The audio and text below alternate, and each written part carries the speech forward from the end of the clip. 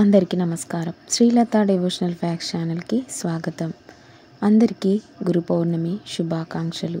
కాబట్టి ఈరోజు మనం గురు పౌర్ణమి గురించి తెలుసుకుందాం. ఆషాఢ పౌర్ణమినే గురు పౌర్ణమి అంటారు. ఆషాఢ పౌర్ణమినే వ్యాస పౌర్ణమి అని కూడా అంటారు. ఈ గురు పౌర్ణమిలోపు ఎవరైతే ఈ కథను భక్తి శ్రద్ధలతో వింటారో వారికి ఆ స్వామివారి ఆశీస్సులు తప్పకుండా కలుగుతాయి. ఈ కథను పూర్తిగా వినాలి.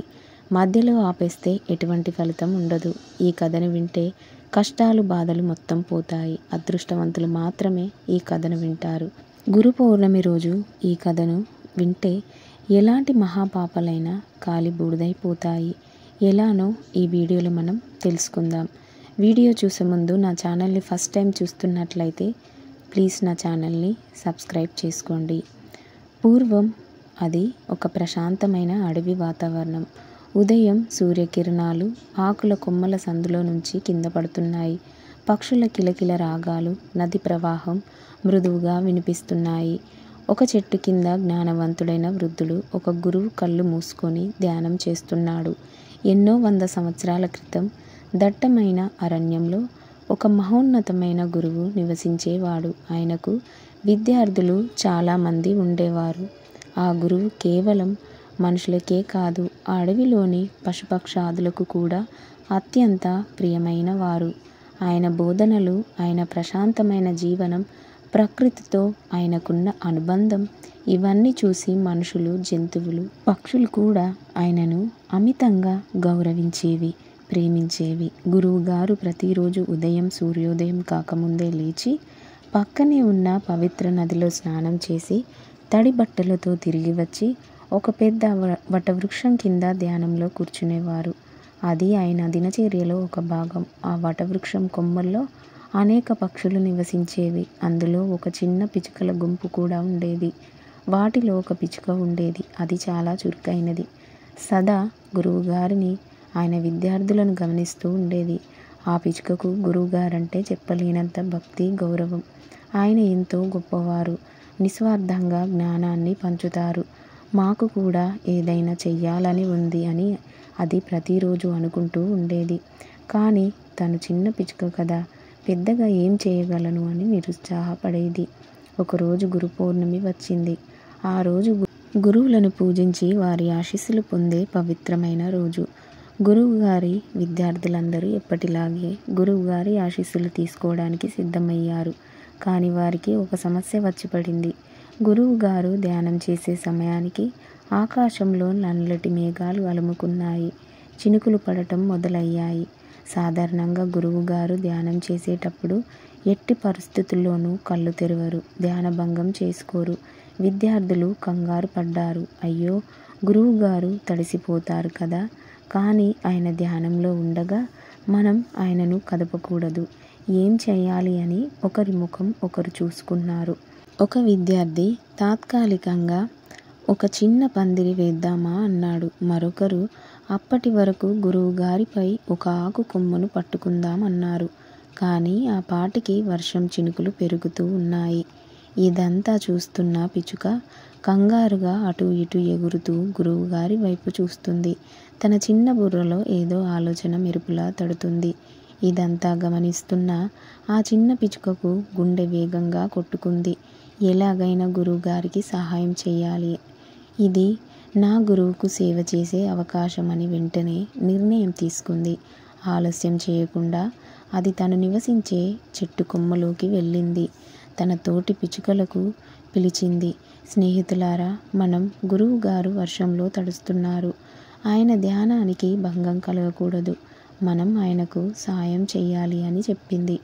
పిచ్చుక మాట వినగానే అన్ని పిచ్చుకలు కూడా గురువుగారి పట్ల తమకున్న భక్తిని చాటుకున్నాయి.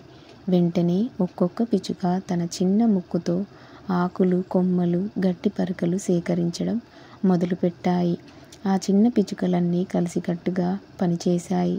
అవి కొద్దిసేపటికే గురువుగారు ధ్యానం చేస్తున్న చోట పైన ఆ వటవృక్షం కొమ్మల సందుల్లో అద్భుతంగా ఒక చిన్న గుడిలాంటి పందిరిని నిర్మించాయి. అవి అంత వేగంగా, అంత ఖచ్చితంగా పనిచేశాయంటే అవి గురువు గారి పట్ల చూపిన ప్రేమకు, భక్తికి నిదర్శనం. ఆ చిన్న పందిరి సరిగ్గా గురువుగారి తలపై వర్షం పడకుండా అడ్డుకుంది. ఆ గూడు వర్షపు చినుకులు నేరుగా గురువు గారిపై పడకుండా అడ్డుకోగలిగింది.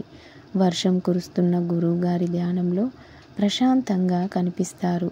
పిచ్చుకలు తమ పని పూర్తి చేసి గురువు గారి వైపు ప్రేమగా చూస్తూ కిలకిలలాడసాగాయి. వర్షం కుండపోతగా మారిన గురువు గారి ధ్యానానికి ఎటువంటి ఆటంకం కలగలేదు. ఆయన ప్రశాంతంగా ధ్యానం చేసుకున్నారు. ధ్యానం పూర్తయిన తర్వాత గురువుగారు కళ్ళు తెరిచారు. ఆయన చూసింది ఏమిటంటే, తలపై చినుకులు పడకుండా ఒక చిన్న పందిరి. ఆశ్చర్యంగా పైకి చూశారు. అక్కడ చిన్న పిచ్చుకలు ఆనందంగా ఎగురుతూ తమ కిలకిల రాగాలతో మేము చేశాం అన్నట్టు సందడి చేస్తున్నాయి. అదంతా చూసి గురువుగారు ముసిముసిగా నవ్వారు. వారికి అర్థమైంది, ఆ చిన్న పిచ్చుకలు తన పట్ల చూపిన అపారమైన ప్రేమ, గౌరవం, భక్తి. ఆయన లేచి ఆ పిచ్చుకల వైపు చూసి ప్రేమగా నవ్వారు. విద్యార్థులు కూడా ఈ అద్భుతాన్ని చూసి ఆశ్చర్యపోయారు. ఒక చిన్న పిచ్చుక ఇంత గొప్ప పని చేసిందని తెలుసుకొని ఆ పిచ్చుకలన్నీ అభినందించాయి. గురువుగారు పిచ్చుకలను ఉద్దేశించి ఇలా అన్నారు: నా ప్రియమైన చిన్న జీవులారా, మీరు నాకు చేసిన ఈ సేవ ఏ గురుదక్షిణ కంటే గొప్పది. మీరు మీ నిస్వార్థ ప్రేమతో, భక్తితో నా ధ్యానాన్ని కాపాడారు. మీ చిన్న శరీరాలతో మీరు చేసిన ఈ గొప్ప సేవ నాకు ఎంతో ఆనందాన్ని, తృప్తిని ఇచ్చింది. మీ భక్తి, మీ సేవ భావం అందరికీ ఆదర్శం. ఈ సంఘటన గురు పౌర్ణమి నాడు జరిగింది కాబట్టి ఆనాటి నుండి ఆ పిచ్చుక గురువుగారి ఆశీస్సులతో మరింత ప్రకాశించింది. ఈ కథ మనకు చెప్పేది ఏమిటంటే, సేవ చేయడానికి గొప్పతనం కానీ, గొప్ప బలం కానీ అవసరం లేదు. కావలసిందల్లా నిస్వార్థమైన ప్రేమ, గురువు పట్ల అచంచలమైన భక్తి, సహాయం చేయాలనే తపన.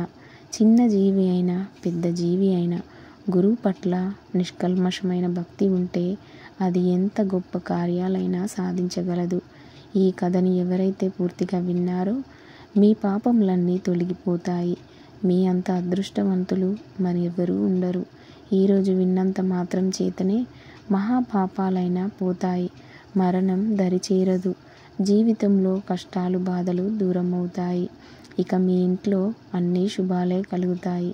మరి ఈరోజు ఏ కథను వింటే మన దరిద్రం పోతుందో ఇప్పుడు మనం తెలుసుకుందాం. అసలు ఆషాఢ శుద్ధ పౌర్ణమి యొక్క విశిష్టత. పురాణ కథ వింటే సకల పాపాలు పోయి కోరిన కోరికలు తీరుతాయి. బ్రహ్మాండ పురాణంలో నారదుడు వైశంపాయనుడని గురు పౌర్ణమి విశిష్టతను ఈ విధంగా వివరిస్తాడు. పూర్వం వారణాసిలో పేద బ్రాహ్మణ దంపతులు ఉండేవారు. ఆయన పేరు వేదానిధి, భార్య పేరు వేదావతి. ఇరువురు ఎల్లప్పుడూ చక్కని ఆధ్యాత్మిక చింతనతో భక్తి జ్ఞానం కలిగి జీవించేవారు. వారు సంతానం కోసం ఎన్నో నోములు నోచినా, ఎన్నో వ్రతాలు చేసినా సంతానం కలగలేదు. ఇలా ఉండగా ఒకరోజు ప్రతిరోజు మధ్యాహ్న సమయంలో వ్యాస భగవానులు రహస్యంగా గంగానదికి స్నానానికై వస్తూ ఉంటారని వేదనిధి తెలుసుకున్నాడు. ఎలా అయినా వ్యాస మహర్షి దర్శనం పొందాలని ప్రతిరోజు 1000 కళ్ళతో వెతకడం ప్రారంభించాడు. ఒకరోజు నది తీరాన ఒక భిక్షు రూపం ధరించి వ్యక్తిని దర్శిస్తాడు. వెనువెంటనే వేదనిధి అతని పాదాలను ఆశ్రయిస్తాడు. దానికి ఆ భిక్షువు చేదరించుకొని కసురుకుంటాడు. అయినా సరే పట్టిన పాదాలను మాత్రం విడవకుండా, మహానుభావ, తమరు సాక్షాత్తు వ్యాస మహానుభావులని నేను గ్రహించాను, అందుచేత మిమ్మల్ని శరణు కోరుచున్నాను అంటాడు. ఆ మాటలు విన్న ఆ అజ్ఞాత భిక్ష గంగానది 2 వైపుకు నలువైపులా చూస్తూ ఇంకా ఎవరైనా చూస్తారేమోనని తలిచి వెంటనే వేదనిధి ఆప్యాయంగా చేరదీసి, నా యొక్క రహస్యం మాత్రం ఎవరికి తెలియనీయకూడదు అని, ఇంతకు నీకు ఏం వరం కావాలో కోరుకో అంటాడు. దానికి ఆ బ్రాహ్మణుడు, మహానుభావ, రేపు నా తండ్రి గారి పితృకార్యం, దానికి తమరు బ్రహ్మణార్థమై భోజనానికి మా ఇంటికి తప్పక రావాలని కోరుతాడు. అందుకు వ్యాస మహర్షి సరేనని ఒప్పుకుంటాడు. అనంతరం ఎంతో సంతోషంగా ఇంటికి చేరుకున్న వ్యాస మహర్షిని తన భార్య గంగానది తీరాన జరిగిందంతా వివరిస్తాడు. మరుసటి రోజు ఉదయాన్నే ఇచ్చిన మాట ప్రకారం వారి గృహానికి వచ్చిన వ్యాస భగవానుని ఆ దంపతులు సదారంగా లోనికి ఆహ్వానించి ఆశ్రమంపై కూర్చోబెట్టి అతిథి సత్కారాలతో వారిని పూజించి అనంతరం వారికి దేవతా అర్చనలు, సాలగ్రామము, తులసి దళము, పూజ ద్రవ్యాలు సిద్ధం చేస్తారు. వారి పూజ అనంతరం ఎంతో శుచిగా మడిగా సర్వ వంటకాలను సిద్ధపరిచి శ్రాద్ధ విధులను విధి విధానంగా నిర్వహిస్తారు. అనంతరం మా దంపతులు ఆ వ్యాస భగవానుడిని సాష్టాంగ దండ ప్రణామం చేస్తారు. వారి ఆతిథ్యానికి ఎంతో సంతోషపడిన మునిశ్రేష్ఠుడు, ఓ పుణ్య దంపతులారా, మీకు ఏ వరం కావాలో కోరుకోండి అంటాడు. అందుకు ఆ దంపతులు, ఓ మహానుభావ, మేము పుత్ర సంతానం కోసం ఇంతవరకు నోయని నోము లేదు, చెయ్యని వ్రతం లేదు, అయినా సంతాన భాగ్యం మాత్రం కలగలేదు అని చెప్తారు. దానికి వ్యాస భగవానుడు, ఓ ఆదర్శ దంపతులారా, అందుకు మీరు చింతించవలసిన పని లేదు. త్వరలోనే మీకు తేజోవంతులు, ఐశ్వర్యవంతులైన 10 మంది పుత్ర సంతానం కలిగి మీరు చక్కని సుఖజీవనంతో జీవితంలో ఎన్నో సుఖభోగాలు అనుభవిస్తూ ఎవరికో విష్ణు సాయుధ్యాన్ని పొందుతారు అని ఆశీర్వదించి తిరిగి ప్రయాణమవుతున్న వ్యాస భగవానుడితో, ప్రభు, తిరిగి తమ దర్శన భాగ్యం మాకు ఎలా కలుగుతుంది అని వేదవతి ప్రశ్నిస్తుంది. దానికి వ్యాస మహర్షి ఇలా అంటారు, ఓ ఆదర్శ దంపతులారా, నన్ను మరల దర్శించాలని మీకు కోరికగా ఉన్నదని నాకు అర్థమవుతుంది. నేను చెప్పేది శ్రద్ధగా వినండి. ఎవరైతే ఎప్పుడైతే ఎక్కడైనా సరే మన వేదాంగాల యొక్క రహస్యాలను, ఇతిహాసాల యొక్క అర్థాలను ఉపదేశిస్తూ ఎవరైతే ఉంటారో అతనే నా యొక్క నిజస్వరూపం అని తెలుసుకొని అలాంటి వారికి సాక్షాత్తు వ్యాసమూర్తిగా భావించి పూజించవలెను. అలాంటి గురువులలో నేను ఎల్లప్పుడూ ఉంటాను కాబట్టి గురువులు నా అనుగ్రహం లేనిదే ఏ విషయాన్ని చెప్పలేరు. అలాంటి గురువులను ఆషాఢ శుద్ధ పౌర్ణమి రోజు వారికి గురుపూజ చేసి వారిని పూజించాలి అంటాడు. అది విన్న వేదవిధి మరోమారు వ్యాస భగవాన్ని ఇలా ప్రశ్నిస్తాడు. మహాత్మా తమను ఏ రోజు ఎలా పూజించాలి అని అడుగుతాడు.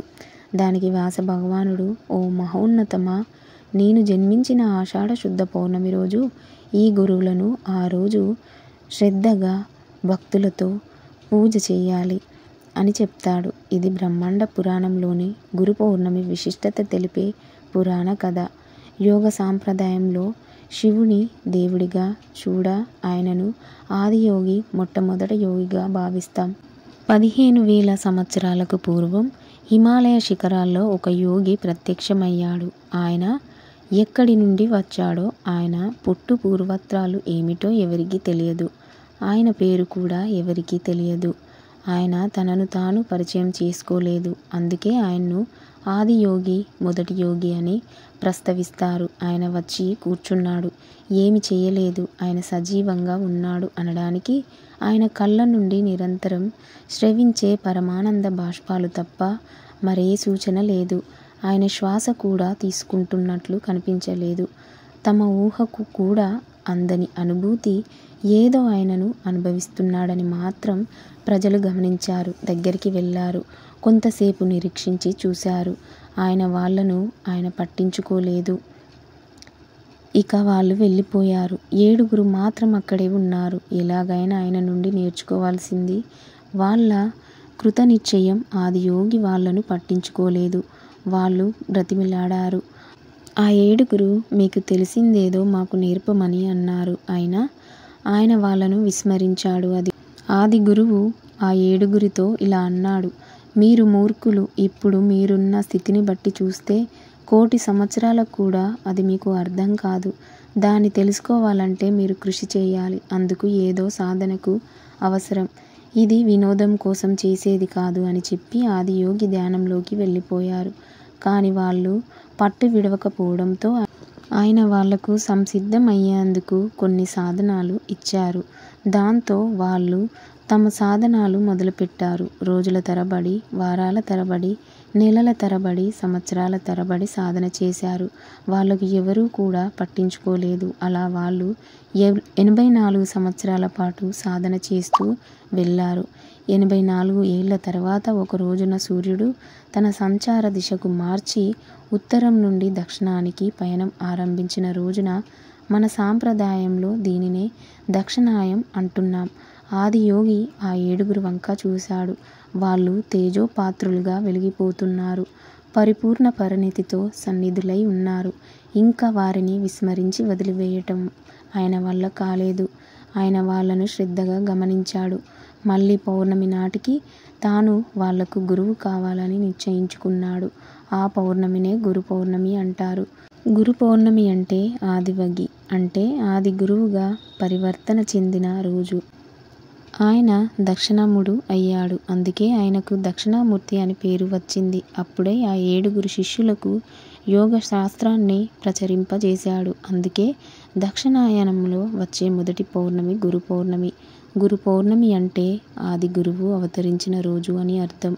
అలానే వేదవ్యాసుడు తన 2 చేతులను పైకెత్తి లోకమంతటికి నమస్కరిస్తూ చెప్పిన మాటలు ప్రతి ఒక్కరూ వినాలి. వేదవ్యాసుడు తన 2 చేతులను పైకెత్తి లోకమంతటికి ఇలా చెప్పారు: ఎవరు ఏ పట్ల ఏ విధంగా ప్రవర్తిస్తే మీరు బాధపడతారో మీరు ఇతరుల పట్ల ఆ విధంగా ప్రవర్తించవద్దు.